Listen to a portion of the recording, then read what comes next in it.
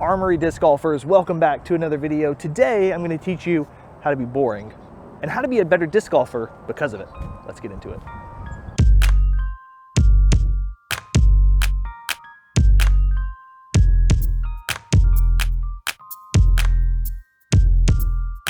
So in today's video, we're going to be talking about how to be as boring as you can possibly be and score better because of it. We're going to talk about being consistent. We're going to talk about playing safe.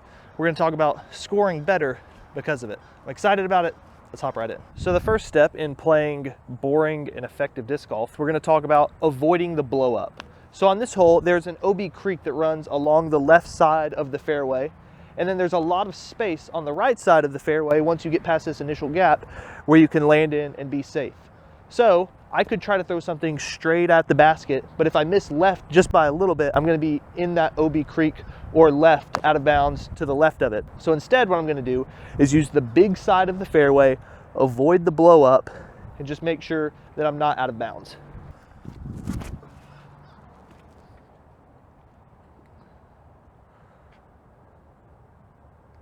That's a putt.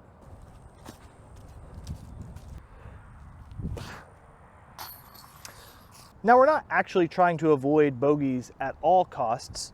If you're in a situation like this, the path to a par is probably going straight through this tiny little gap over this OB creek the entire way. Instead of doing that, I'm going to avoid the blow up and just take a hyzer over here. Maybe I don't reach the pin, but at least I'm not doing something crazy and walk off this hole with a 5 or a 6.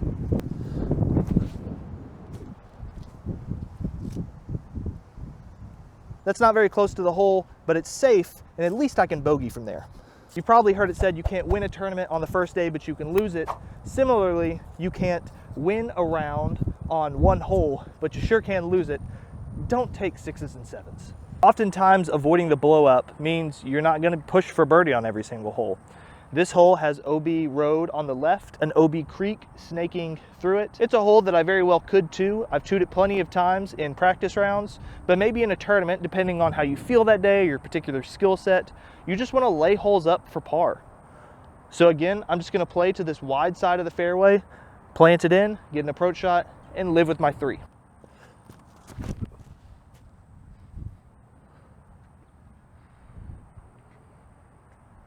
Now, another important tip that goes along with this idea is to stick to your game plan. I said that I just wanted to play this hole for par. Here I am about 60, 70 feet away, and I have a wide open look at it. I could run a jump putt if I wanted to, but if I really give it a run, I'm leaving myself with the risk of having a 20, 30 foot comeback putt for par. I don't want to mess around with that. I've already won the battle with this hole by putting myself in such good position. I said I wanted par, just take a par. I'm going to pitch it up. Walk away the 3, get my birdie on some other hole. Now a 3 here isn't going to win you the tournament, but it's very easy to finish OB. Maybe you shank your approach. Now you're taking a 4 or a 5 on a hole that you know that you could have just parred if you had played it safe. So maybe on holes like this that are high risk reward, you just take your par, you move on, and you birdie some of the easier holes that are coming up on the course. The next step in becoming a boring and effective disc golfer is to throw the same shot over and over and over, particularly in a single round. As you throw the same shot, the same disc in the same day over and over, you feel how it's coming out of your hand. You feel how, oh, maybe it's more stable today than it was yesterday or less stable. We all have those days, we know how that goes. You learn a particular disc, you learn a particular throw, and you can start to really laser it in as the round progresses, instead of changing your disc, changing your throw, changing your angle every single time and having a completely new experience on every single shot. I'm just gonna keep throwing my harp. That wasn't a perfect shot, but now I know on my next harp shot, I need to give it a little more hyzer, a little more height if I want it to get that desired flight. And now I know that about my harp specifically, and I can use that information to hone in a specific disc on a specific shot instead of trying to pick up a Rock 3, a Hex, a Firebird, and recreating something similar with a whole new set of input. I'm going to be a boring disc golfer, and instead of trying to laser beam a backhand straight at it that doesn't hit these trees on the right side, I'm just going to have something that pushes over into the left side, trust the stability of my disc to fade back in towards the basket, and not worry about all this junk on the right. Perfect. The mental side of disc golf is such a huge part of the game that I think we overlook so often. We talk about, you need to throw this disc, you need to put your hips this way. But when you're actually out on the course, thinking about how you want to approach certain holes, how you want to approach the round in general is critical in how you score as well. You've got to know what's important on each particular hole and for the round in general. If you decide to play a hole for par, then instead of trying to push as much distance as you possibly can and just laying up from 40 feet, maybe you just make sure that you hit that initial gap.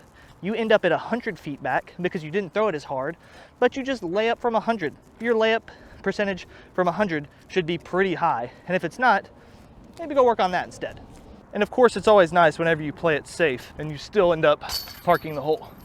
All right, we have a simple little shot here straight in front of us. And the mistake that I want to avoid is I don't want to throw OB in the creek left. So I want to throw something, again, with some stability that I know is going to finish right. This water in the right is casual. I don't want to be wet, but it's better than being OB. Again, I've thrown the harp already today, kind of know how it's flying, so I'm going to stick with that. I'm just going to be boring and try to replicate the same shots over and over.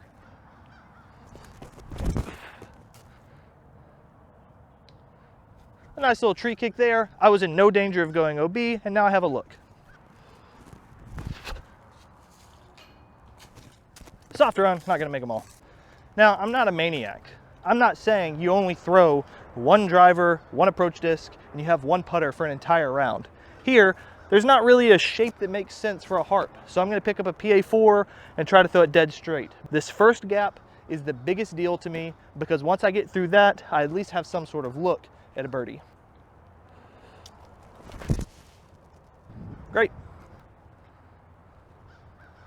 This also goes to show kind of what I've been talking about earlier. There's going to be opportunities to pick up birdies on the course throughout your round. You don't have to push and stress about getting one particular hole or really pushing, throwing something towards the OB on one particular shot because you really want that one particular birdie.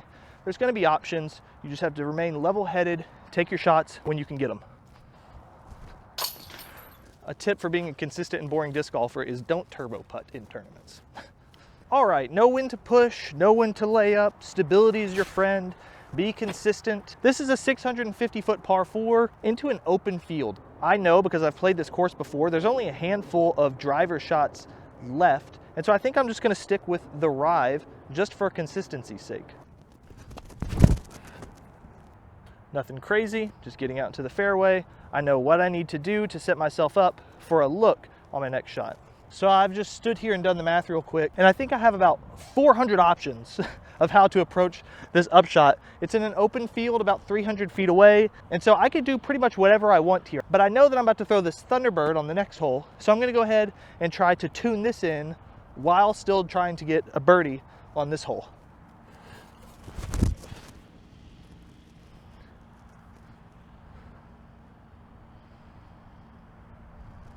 I should have a pretty good look from there. And I know how my Thunderbird's kind of feeling out of my hand for the next hole. All right, we've got a 355-foot hyzer. The basket is over there. So I'm glad that I've got a throw with the Thunderbird under my belt because now I'm gonna be boring and consistent and throw it again.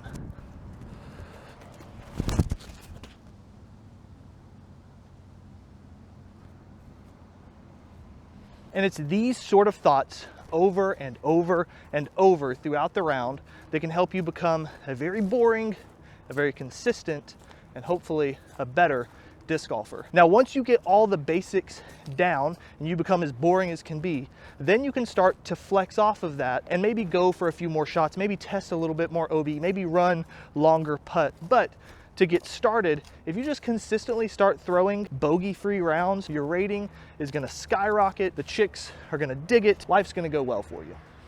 Also, I just wanna say while I'm here, this is a very good shot on this hole for me. I don't normally birdie it, but what just happened?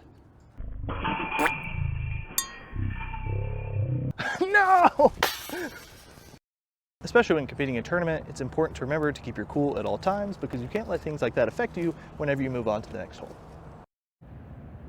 Nature appreciation moment also may be a reason for me to skip this particular hole out of respect for our coyote friend over here. You know, man, this is your home, not mine, Enjoy it. Today is a tournament day, so I'm not going to innovate and try to throw this dead straight gap with a hex or something that I can envision, but I don't really practice or throw. I'm just going to throw my normal, boring shot, hyzer over here to the right, even if it leaves me with a longer look, or even if it means that I'm taking a par on this hole. I'm not innovating on tournament days.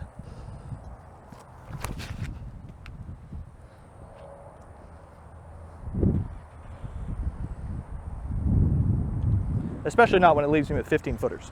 I think this is a good, solid strategy that you can replicate at any course to get your scores down, your ratings up, and get you some extra cash or credit. If you have some extra cash or credit that you want to spend on discs, head on over to the Armory, pick up a Rive, pick up a PA3, pick up a Harp, or whatever you need to equip yourself for whatever the course may throw at you. If you haven't liked the video, leave a comment, let us know what you want to see next, and subscribe so you don't miss out on it. And I'll catch y'all in the next one. Oh!